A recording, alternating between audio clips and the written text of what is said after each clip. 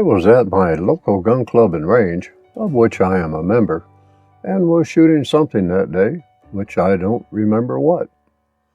As I was checking out, I was perusing the selection of rental guns. Being a member, I get to shoot any rental gun for free. As I was looking through the row of revolvers, my eyes stopped on one. At first it looked like a 6-inch Smith and Wesson Model 686, but my eyes deceived me. It was a Smith and Wesson Model 617, a .22 caliber revolver.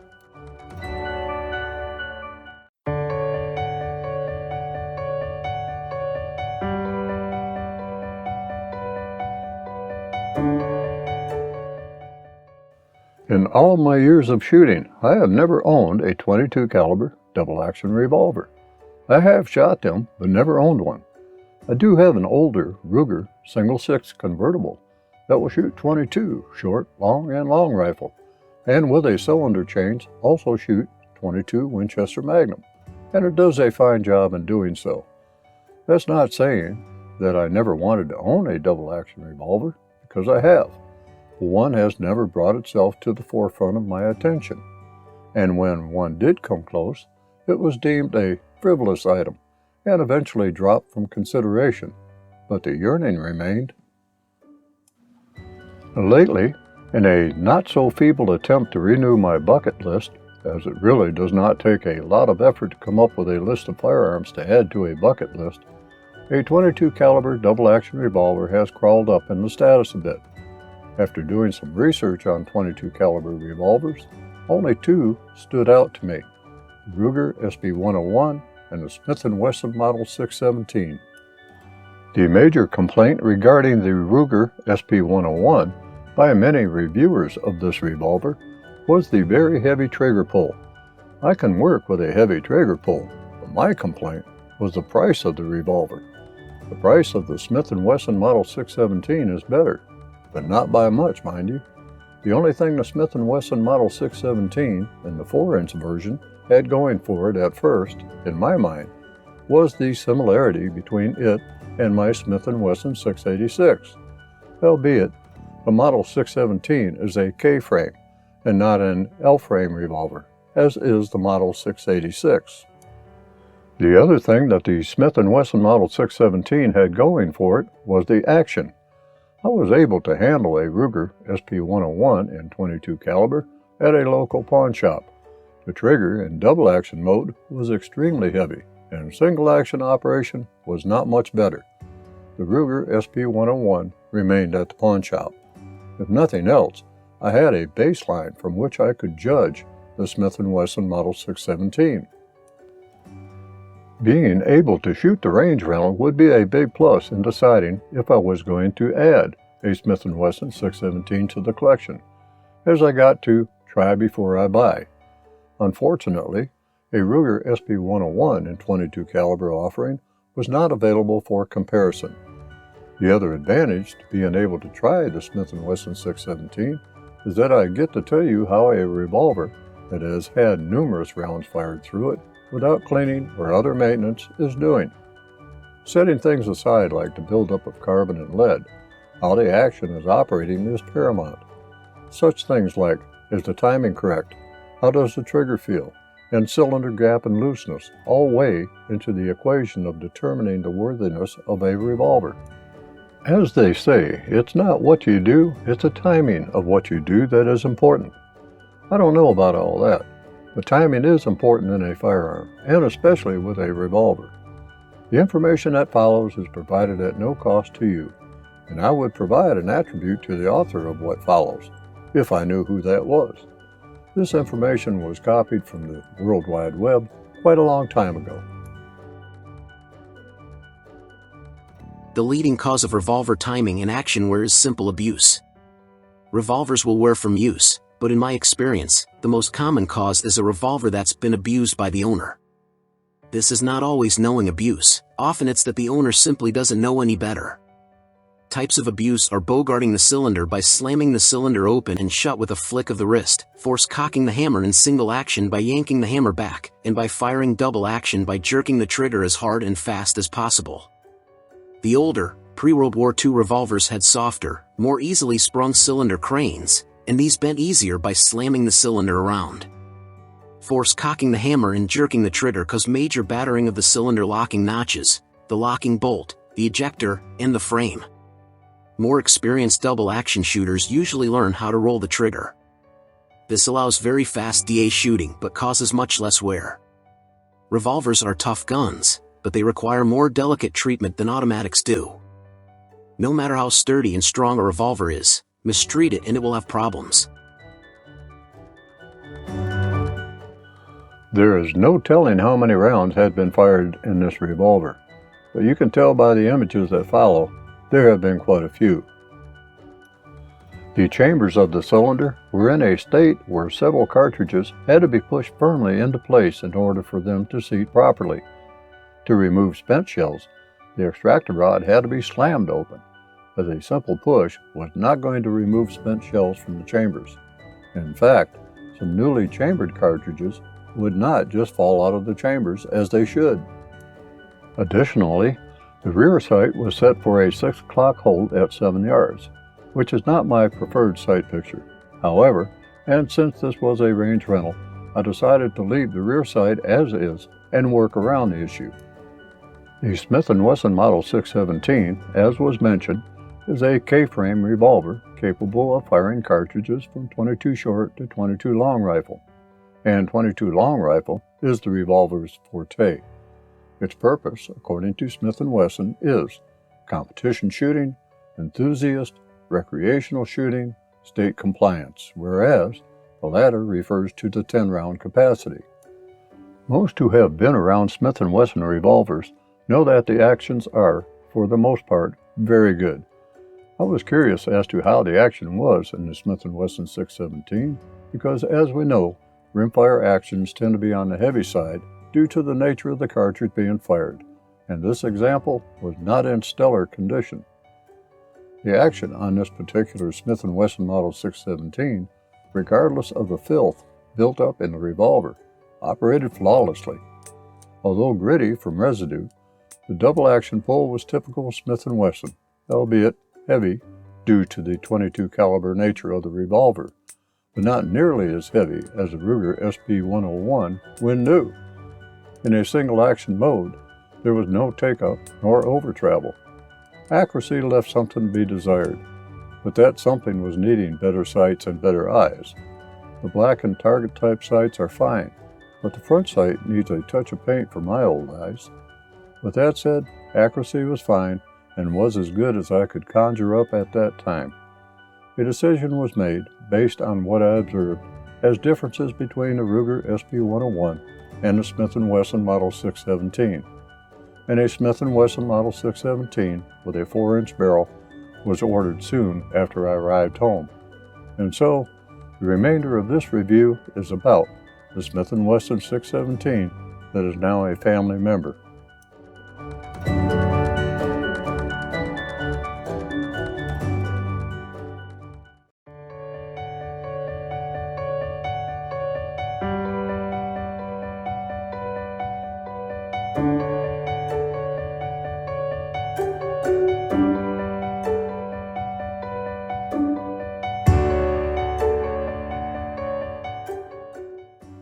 The Smith & Wesson Model 617 arrived at my gun club and range a few days later. I really didn't know what to expect, as this item was the last shown on the inventory from the source, and you never know if it was the last for a reason or if it just did fall out that way in the course of the inventory. The Smith & Wesson came in the usual Smith & Wesson plastic case, complete with cable lock and owner's manual. It looked to be pretty lonely in all of its bare beauty. A quick look-see inspection revealed that the 617 would come home with me, as if I had a choice, as the revolver was already paid for through an online transaction. You see, even if there was an issue, I could not return it to the supplier. It would have to go back to Smith & Wesson or to a qualified gunsmith. The requisite 4473 registration form was completed, the transfer fee paid, and I came into possession of a brand spanking new 4-inch Smith & Wesson Model 617 .22 caliber revolver.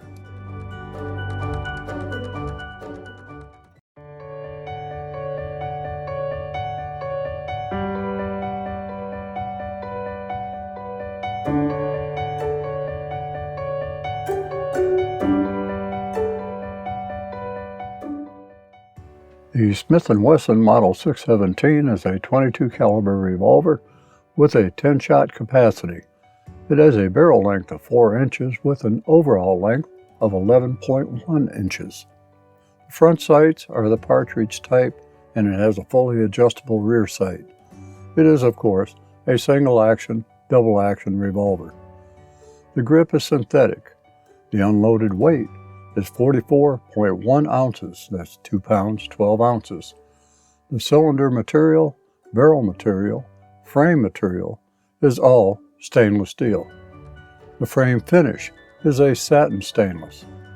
The purpose of the revolver is competition shooting, enthusiast, recreational shooting, and state compliance with the 10-round capacity for those states that have such a restriction. The MSRP at the time of purchase was $829. Now that is the suggested retail. The dealer sets the actual pricing.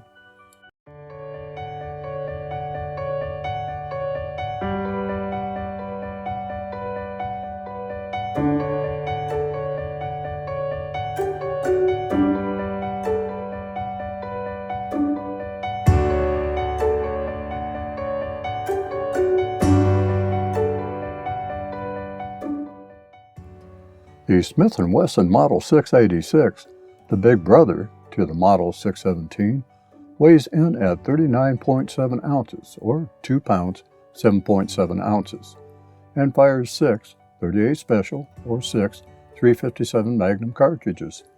The Smith and Wesson Model 617 actually weighs more than the Model 686 at 44.1 ounces. The finish of the Smith & Wesson Model 617, like that of the Model 686, is stainless, with the only contrasting accents being the top, sights, trigger, hammer, and finger groove monogrip. The fit and finish of the Model 617 is excellent. The stainless steel is, of course, more impervious to weather than blued steel. It is also easier to maintain, as polishing will not hurt any stainless steel surface on this revolver. When cleaning the face of the cylinder, the forcing cone and the cylinder extractor star area, usually a bronze cleaning brush and some carbon removal is all it takes, and it will not harm the finish. But if the finish were blued steel, well, that is another story. In the hand, the Model 617 feels and handles like its big brother, the Model 686. Although it is slightly smaller, being a K-frame revolver. The weight, although some would say excessive for a revolver that fires the lowly .22 long rifle, says that this revolver is not a mere toy. The provided grip is excellent and fits in my hand like it belongs there. The standard grip has finger grooves and a palm swell. I found these to be excellent with my Smith & Wesson Model 686, and they feel no different on the Smith & Wesson Model 617. While the standard grips are great, custom grips are greater as they add that personalized touch. Perusing the Altamont Company website, I came across the perfect grip for me, the SKR-BC06-SPD Smith & Wesson K&L frame round conversion Battler silver black Spanish diamond grip. The fit is excellent and the look is not only enchanting but serviceable. The diamond pattern is excellent and provides a good gripping surface, even in wet weather, or if the hands are wet. The Battler style converts a round butt frame into a semi-square butt grip, which is very pleasing in the hand. In the hand, you just want to roll that hammer back, squeeze the trigger, and let the hammer drop, which you can do. But I and Smith & Wesson agree that this revolver should not be dry-fired unless you want to peen the chambers of the cylinder. I have used Hillman ribbed plastic anchors in the past with good results, although they must be changed frequently. However, changing these out is much cheaper than replacing a damaged cylinder. They may be good for 2 or 3 impacts from the hammer at a time. Although the Smith & Wesson Model 617 is chambered for the .22 caliber, the barrel to cylinder gap, or the forcing cone or flash cap, is as important as that found on larger caliber revolvers. On this revolver, the barrel to cylinder gap is less than 4/1000 of an inch. Although the revolver is brand new, it is still checked for proper timing and proper sizing of each chamber in the cylinder, after which the revolver will be lubricated according to the manufacturer's recommendations. Finally, it will receive a wipe down and will be prepped for transportation to the range or storage, whichever is appropriate. This time, it will be going to the range.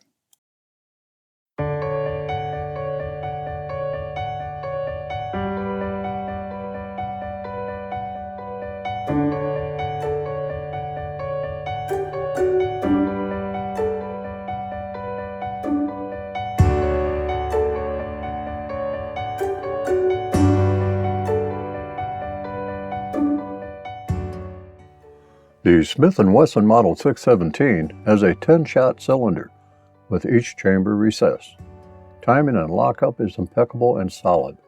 The weight and bulk of the Model 617 belies its chambering, as it is something that you would equate with a larger caliber.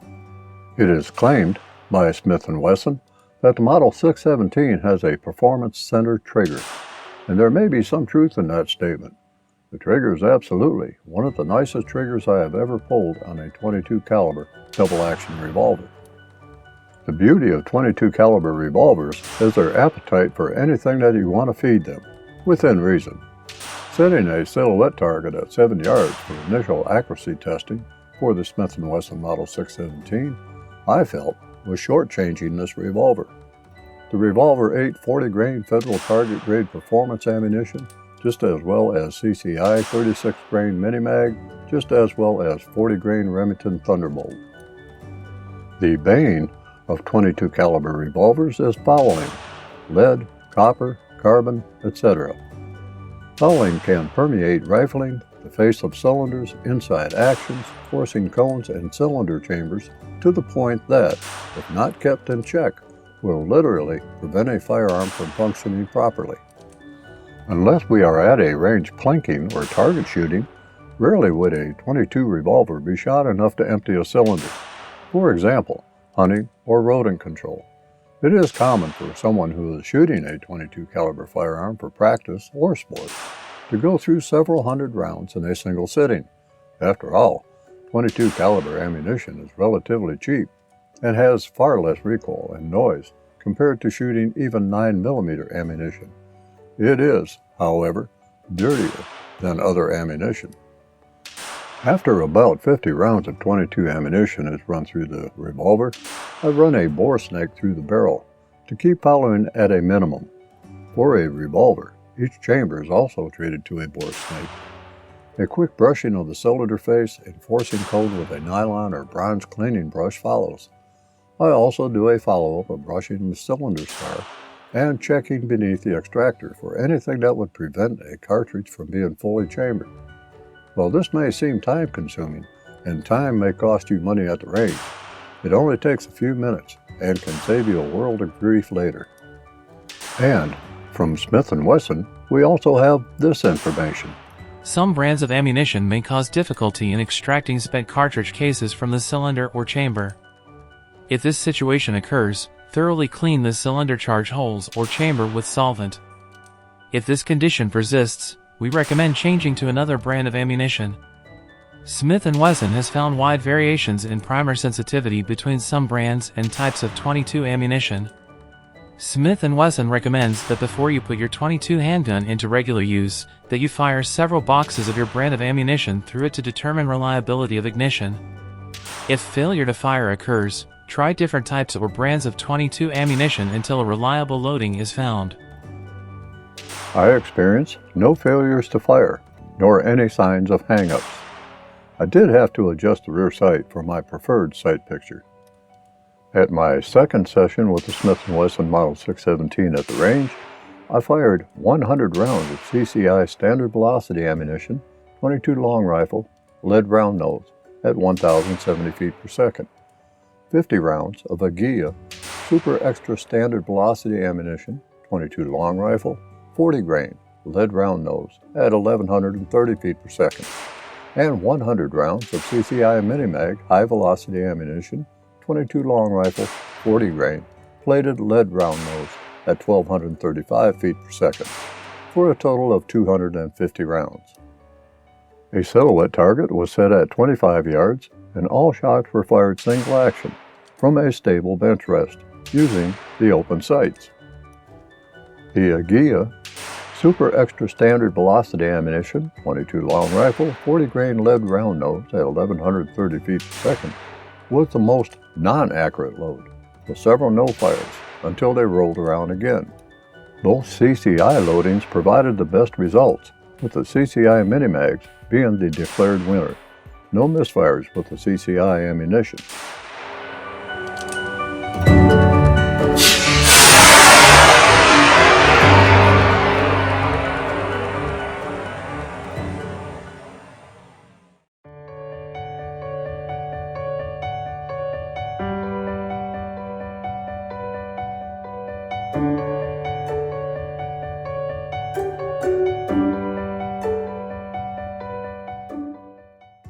And now for the Wine and G's party. Occasionally, and after shooting about 500 rounds through it, the trigger may start to feel gritty and need to be sprayed with a cleaner lubricant like CLP or Ballistol. After several hundred rounds, the cylinder chambers will become dirty and spent casings will become hard to eject. The sights are hard to see with my aging eyesight and out-of-date glasses. I will probably replace them with sights more suitable to my vision and get my eyes checked. The trigger action, when used in single action shooting, requires only a light touch. When shooting double action, the trigger is not as smooth as some, but is better than others. The Smith and Wesson Model 617 revolver is not the quickest gun to clean because it has 10 chambers, 1 barrel, and plenty of nooks and crannies. The gun takes a while to clean. Welcome to the world of revolvers.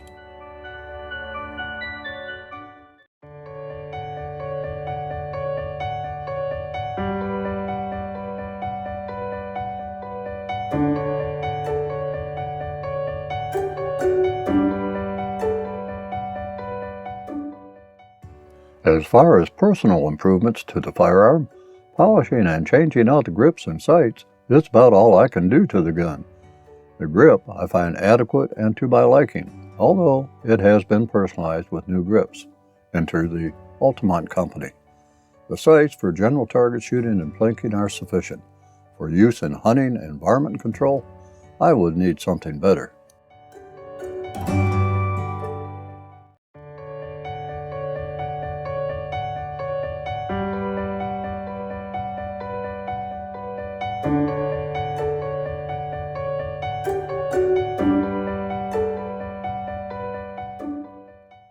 As far as carrying and concealing the Smith and Wesson Model 617, yes, you can.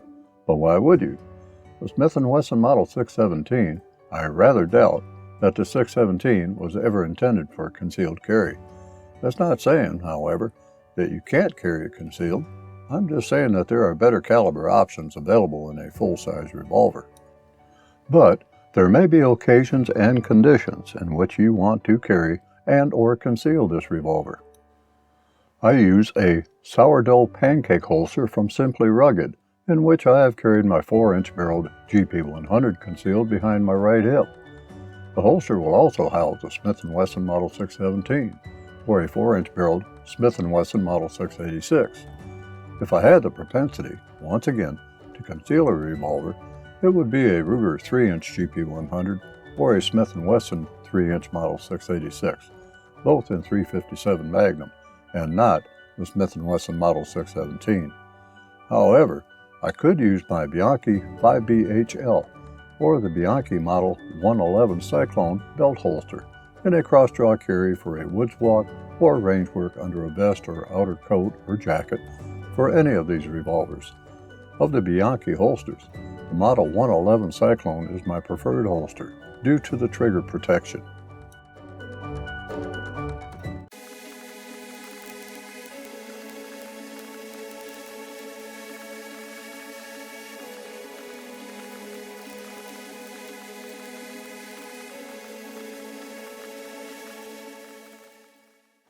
The Smith & Wesson Model 617 is considered, by some, as the understudy for the Smith and Wesson Model 686 .357 Magnum revolver.